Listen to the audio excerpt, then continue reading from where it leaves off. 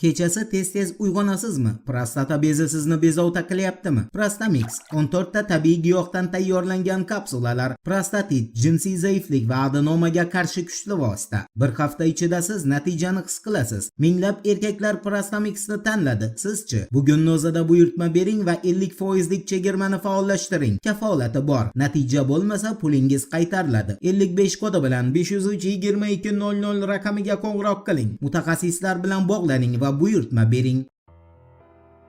Assalomu alaykum qadrdon muxlis. Siz bilan siz bilgan va kutgan kanal Turfa olam. New York Times agentligining axborotiga ko'ra, Eron oliy rahnamosi Isroil zarbasidan keyin og'ir jarohat oldi. Manbalarga ko'ra, uning yuzida og'ir kuyish jarohatlari bor bo'lib, bu nutq so'zlashni qiyinlashtirmoqda va unga plastik operatsiya talab qilinishi mumkin. Shuningdek, Xumanai oyog'i va qo'lida bir necha operatsiyalarni boshdan kechirgani, protezga ehtiyoj bo'lishi ehtimoli ham istisno qilinmayotgani aytilmoqda. Shunga qaramay, u faolligini saqlab qolmoqda. Ammo ayrim qarorlarni harbiylarga topshirgan. Fevral oyi oxiridan beri Eron rahbari omma oldida chiqish qilmagan va faqat yozma bayonotlar bilan cheklanmoqda. Endi Trampni Hormuz bo'g'ozida harakatlanayotgan Eron kemalariga zarba yo'llash uchun bergan buyrug'iga oid xabarga o'tamiz. Wall Street Journal agentligining axborotiga ko'ra, Tramp Hormuz bo'g'ozida mina o'rnatayotgan Eron kemalariga qarshi o'q otishni buyurgan. Nashrning qayd qilishicha, Amerika Qo'shma Shtatlari prezidenti Donald Tramp Hormuz bo'g'ozida mina o'rnatayotgan har qanday kemalarga qarshi o'q otish haqida buyruq bergan. Uning so'zlariga ko'ra, mazkur buyruq hatto kichik kemalarga ham taalluqli bo'ladi. Shuningdek, Tramp bo'g'ozni minadan tozalash ishlarini faollashtirish va ularni intensivligini oshirishni ham general Dan Keynga topshirgan.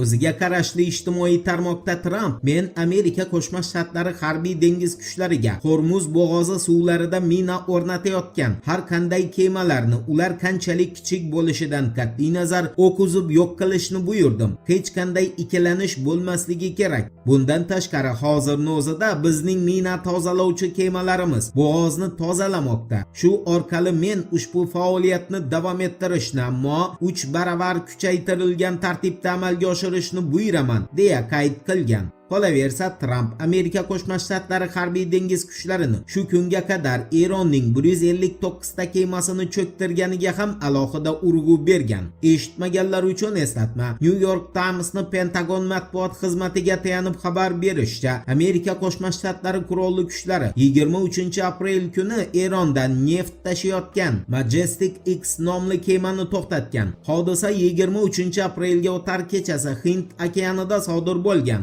Pentagonni ta'kidlashicha, ular Eronni qo'llab-quvvatlayotgan kemalarga qarshi operatsiyalarni davom ettiradi. Shuningdek, Mudofaa vazirligi xalqaro suvlarda bunday kemalar faoliyatini cheklash choralari qo'llashga kirishdi. Ammo Eron tomonining bayonoti Pentagon va Trampning da'vosidan keskin farq qiladi. Tasnim agentligining xabar qilishicha, 23-aprel kuni Tehronda Eron parlamentining vitse-spikeri Hamidrizo Hojibabai o'zining rasmiy bayonotida Eron Markaziy bankini Hormuz bo'g'ozi orqali kemalar o'tishi uchun joriy etilgan yig'imlardan birinchi daromadni olganini bildirgan. Avvalroq mamlakat hukumati ayrim kemalar uchun o'tish haqini $2 million gacha joriy etgan edi. Tehron bu qarorni mojaro sharoitida xarajatlarni moliyalashtirish zarurati bilan izohlab, uni bo'g'ozdagi yangi suveren rejimni bir qismi deb atadi. Bu fon ortidan Eron blokadani qayta tikladi. Amerika Qo'shma Shtatlari esa Eron portlari orqali va Isroilni Eronga qarshi urushi sabab Yevropa ittifoqi davlatlarining energetika sohasidagi xarajatlari mojaro boshlanganidan beri 24 milliard yevroni tashkil etdi. Bu haqida Yevropa ittifoqining energetika bo'yicha komissari Dan Yergensen ma'lum qildi. Uning so'zlariga ko'ra, bu taxminan kuniga 500 million yevro degani va bu iqtisodiy talofatni ayni paytda Yevropa ittifoqining barcha davlatlari sanoat tarmog'i tarmoqlari hamda aholisi his qilmoqda.